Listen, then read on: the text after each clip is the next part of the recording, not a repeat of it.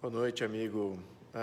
Gostaria de deixar aqui um registro do dia de hoje e também de o que passou aí, que transcorreu rapidamente aí na semana, só para quando começar a semana a gente falar de outros temas. Eu tenho estado um pouquinho ausente porque, bom, minha rede não está das melhores, fui hackeado aí no Twitter um tempo atrás e ainda estou corrigindo aí minha rede, né? Estamos limpando tudo e eu não tenho equipe, então eu tenho só alguns amigos voluntários que me ajudam aqui. Basicamente aqui estou sozinho aí lidando com esse negócio. Mas de qualquer maneira, vamos falar aqui da questão de manifestação. Primeiro, o que eu acho positivo? Eu acho excelente que as pautas estão sendo cada vez mais focadas e tem endereço certo. Então, isso, eu sempre reclamei disso há 5 anos, que todos os ativistas que me acompanham, que eu conheço bem, são amigos e estão comigo, eu reclamava disso desde lá de 2014, com pautas genéricas. Agora a gente está focando as pautas e estamos focando a quem nós, bom, não posso falar mais nós, porque agora eu sou parte do problema, eu sou político agora, mas como ativista, se eu fosse ainda ativista, quem que seria, então, o alvo seriam aqueles que não querem fazer as reformas, não querem dar apoio à Lava Jato, querem matar a Lava Jato, não querem fazer CPI da Lava Toga, não querem não ir adiante com as reformas, ou menos do plano do anticrime do juiz Sérgio Moro. Enfim, então, tem várias pessoas, tá? Não é uma pessoa especificamente, mas tem várias pessoas, elas sabem que elas são políticos e também são pessoas do estamento burocrático e de outros poderes, como o STF, por exemplo. Muito bem, então está sendo direcionado, isso é muito bom. Agora, eu acho que ainda pode refinar mais, tá, com relação a esse ativismo, porque muitas vezes eu recebo comentários via WhatsApp pedindo apoio às armas e à medida provisória do presidente com relação a facilitar o porte, facilitar a posse. Eu já sou do partido do governo, também era uma das pautas que eu defendia, então vocês estão queimando um pouquinho de tempo comigo, eu já dou apoio a essas pautas e também a essas outras pautas de hoje, por exemplo, né? A favor da Lava Jato, contra o que estão fazendo, a mobilização de centrão e oposição contra os crimes de corrupção, ou ao menos dar aí andamento à questão as propostas do juiz Sérgio Moro. Então, eu já faço parte da base, assim, já tenho voto e recebo muito WhatsApp, mensagem direta via e-mail, pedindo o meu apoio, já estou dando apoio. Então, vamos fazer um mapeamento um pouco mais rigoroso aí, né? Vamos mapear os partidos e os deputados que fazem parte aí do problema, né? Vamos pontuar aí os partidos certos e fazer pressão neles. Isso é que eu acho que é importante, e é isso que vai fazer diferença. Então, vocês estão de todos os parabéns. Hoje o ativismo no Brasil, assim como nas manifestações anteriores, já tinham dado um passo adiante, hoje deram mais um passo, mostraram que tem resiliência, que tem firmeza, mesmo sendo em curto prazo, aí, que foi o chamamento, compareceram maciçamente nas ruas. Isso é excelente, não fazem ideia como isso é importante e não fazem ideia como isso é único. Isto é único. Não podemos apontar outro país no mundo que tem esse tipo de mobilização atualmente. Vamos lembrar isso é único, tá? Vamos fazer esse paralelo aí porque é muito importante, isso é nosso, conquista nossa. Então, vamos adiante com isso, vamos focar um pouquinho mais, eu acho que estão indo muito bem, isso faz muita diferença sim, dá muita legitimidade a alguns agentes políticos, tira a credibilidade de outros, isso é muito importante, essa mobilização. Então, todos que organizaram, todos que saíram nas ruas, meus parabéns, como sempre, estamos juntos nessa missão. Agora vou pontuar aqui o segundo tema dessa curta live, que é só para registro mesmo, com relação ao acordo que aconteceu do Mercosul. Primeiro, excelente acordo, livre comércio é sempre bem-vindo, né? Eu acho que temos que entender que isso é fundamental para que a gente aumente trocas, aumente o nível de engajamento de empresas e consumidores. Podemos dar à classe média brasileira poderio de consumo de bens de qualidade do mundo inteiro. Isso é fundamental como uma entrega de qualidade de vida. Então, além disso, temos aí uma redução de custos operacionais de empresas. Sim, empresas vão poder trazer tecnologia, maquinário, bens de capital para transformação, que é fundamental.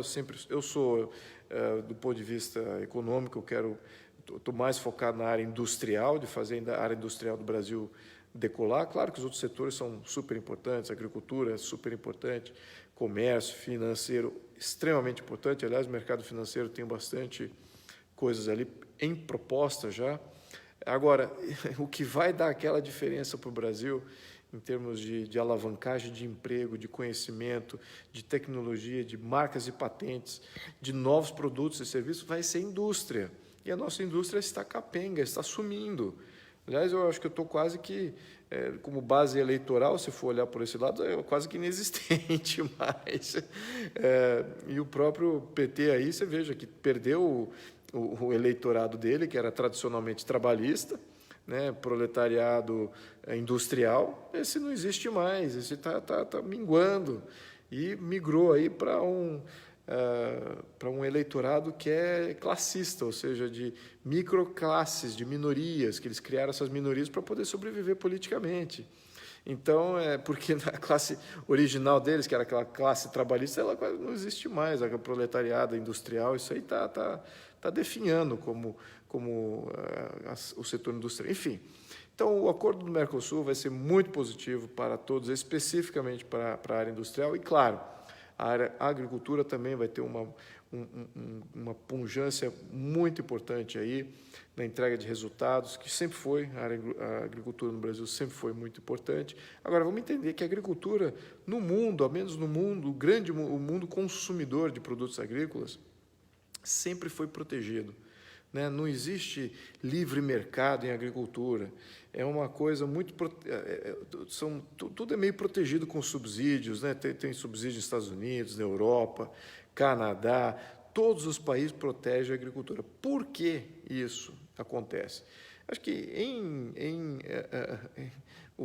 uma das razões é porque todos os países precisam...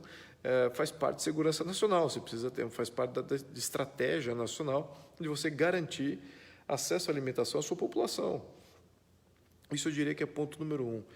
O ponto número 2 é que você tem uma estrutura, um arco de produção muito mais longo. Né? A agricultura precisa de uma certa proteção. Não estou argumentando aqui a favor do protecionismo, não sou protecionista em princípio em nada. Agora estou querendo só explicar o porquê que ela é protecionista aí nos vários países. Então, tem um arco de produção que aí merece. Você tem, às vezes, falências de safra e uma série de coisas. Você não pode perder ou ficar sem sua capacidade produtiva em função disso. Então, tem uma série de interferências de governo que entra aí nesses momentos para garantir produção quase que de uma maneira estável, né, ao menos para a população interna. E, claro, que você sabendo, isso é o terceiro ponto, você sabendo que os agentes externos eles já agem de uma maneira mais mercantilista, mais protecionista, então é besteira você não se proteger também. Então, o mercado não é livre, então por que você vai agir com liberdade e fazer uma troca livre do outro lado, sendo que o mercado não é livre, os outros países não são, têm subsídios, uma série de interferências de Estado e financiamentos, etc. Então, os produtos deles acabam entrando com uma série de subsídios e financiamentos subsidiados embutidos no preço. Isso não é justo também para com o agricultor nacional. Então, é mais ou menos, eu diria que são 3 fatores, alguém aí possa me corrigir ou acrescentar algum outro ponto, mas a agricultura ela sempre foi meio protegida. E aí, o segundo ponto aqui, por que aí o Mercosul pode ser interessante na questão da agricultura? Porque na agricultura você depende de escala para poder negociar grandes contratos. E o Brasil, infelizmente, tem se tornado cada vez mais dependente só da agricultura. Então, nós dependemos aí de fazer acordo mais de bloco para ter uma escala ainda maior para poder barganhar melhor. E eu acho isso uma falta de visão estratégica muito grande, né? Claro que o atual governo não tem nenhum resquício de culpa disso. Isso vem já um acúmulo de estratégias passadas, sobretudo os últimos 2 governos aí de Lula e Dilma, que matou a industrialização do país. E agora, vamos entender, se a gente fosse um país majoritariamente industrial, como talvez uma Alemanha, que 30%, 35%, 40% do PIB é área industrial, o Brasil está menos de 10% do PIB com a indústria. Se nós tivéssemos uma dinâmica mais industrialista, uma dependência, o nosso PIB fosse mais industrial, nós não necessitaríamos estar num bloco, né? Não precisaria estar num bloco como o Mercosul, em absoluto. Nós não precisamos de escala regional, de tamanho de país, para você se transformar num grande país industrial. Nada disso. Tem países industriais e o território nem é relevante, o tamanho do território. O Japão é um exemplo, a Coreia do Sul é outro exemplo. O micropaís de Liechtenstein se tornou a potência industrial na Europa. Não é a maior potência industrial, mas se tornou extremamente relevante com relação à indústria na Europa, exatamente porque desregulamentou a sua indústria, liberalizou a criação de empresas, e a maioria das empresas que se estabeleceram foram empresas industriais. Então, você não precisa de acordo de bloco e negociar em bloco se você fosse um país industrial. Enfim, estou apontando esse comentário porque a princípio, o Mercosul ele nunca agiu de uma maneira em função do livre mercado. Ele iniciou-se como um ímpeto, vamos criar um livre mercado aqui na América do Sul. Mas o que aconteceu?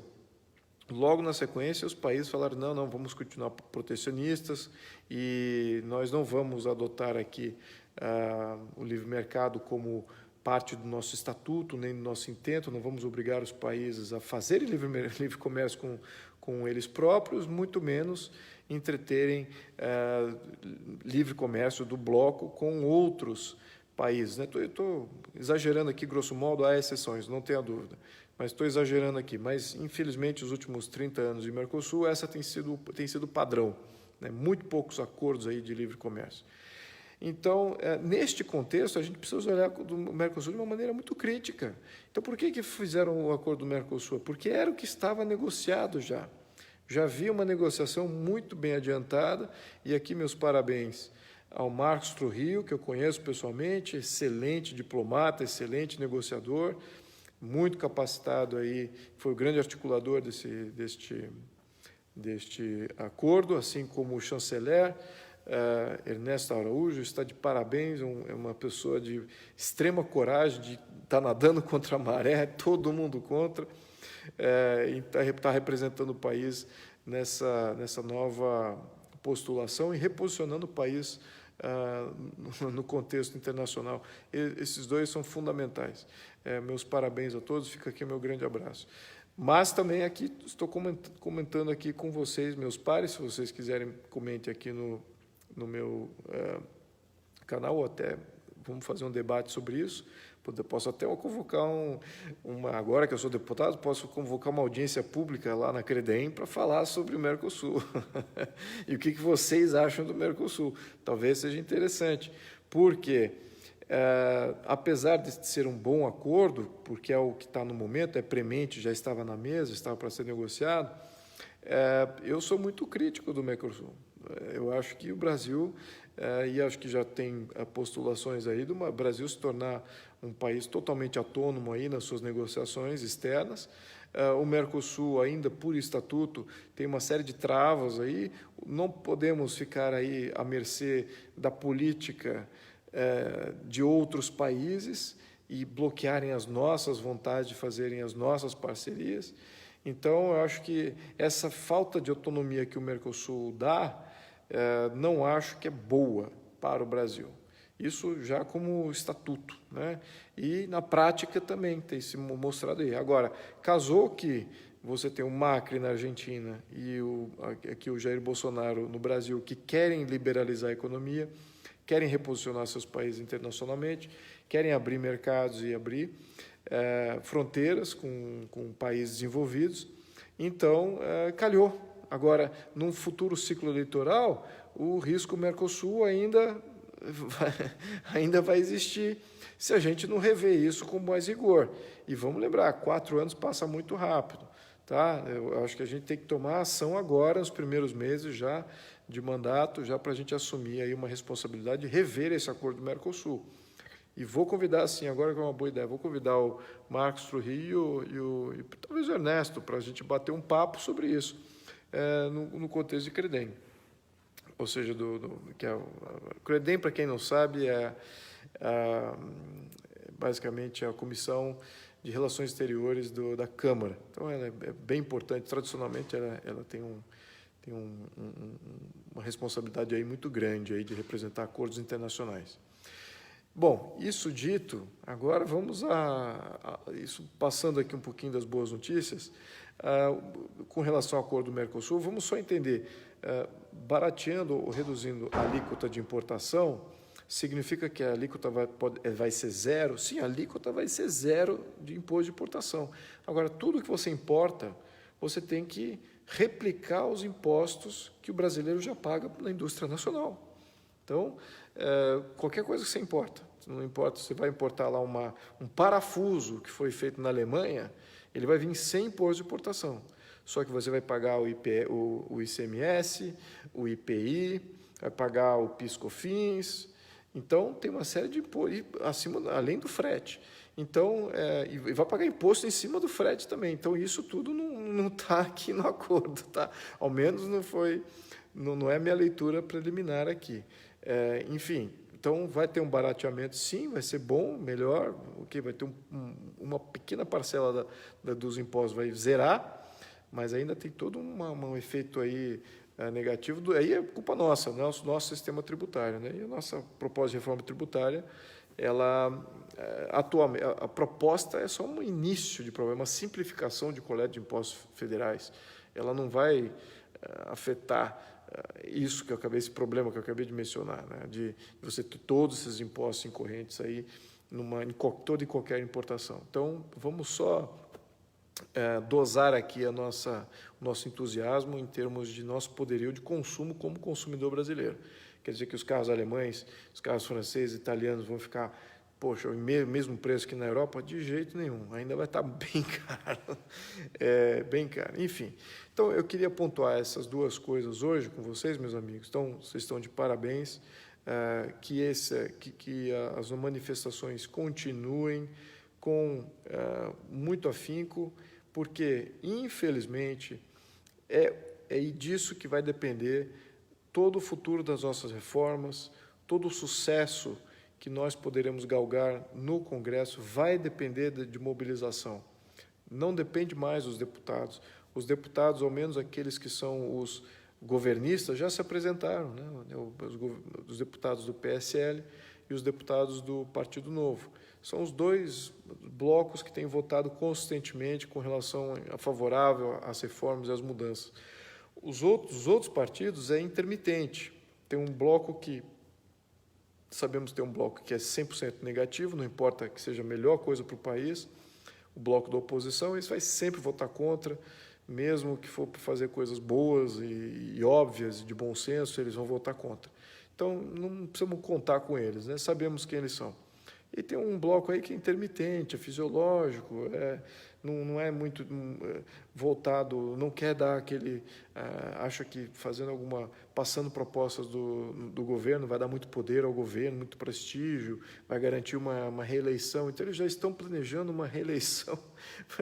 Ninguém está olhando aí o consumidor brasileiro e aquilo que é bom para a poupança das famílias brasileiras, é que é bom para o país, até como um país soberano.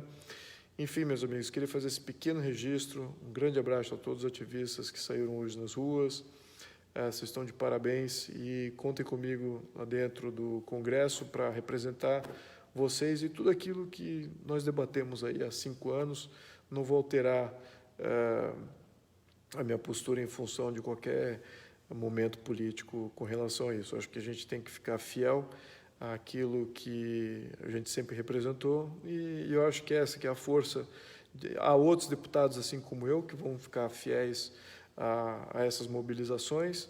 Então, vocês não estão sozinhos mais. Em 2018, até a bancada que existia de deputados e senadores em 2018, nós poderemos dizer que não havia essa comunhão. Agora temos, não é majoritária, mas é um início. Então, vamos fazer com que isso seja o início do fim do mal, do mal, e estamos muito melhor do que estávamos antes. Vocês estão de parabéns, tá? Continuem, por favor. Um grande abraço a todos, muito boa noite. Essa semana aí, prometo que eu vou postar um pouco mais de conteúdo aí, porque eu realmente tenho falhado nesse quesito. Um grande abraço a todos.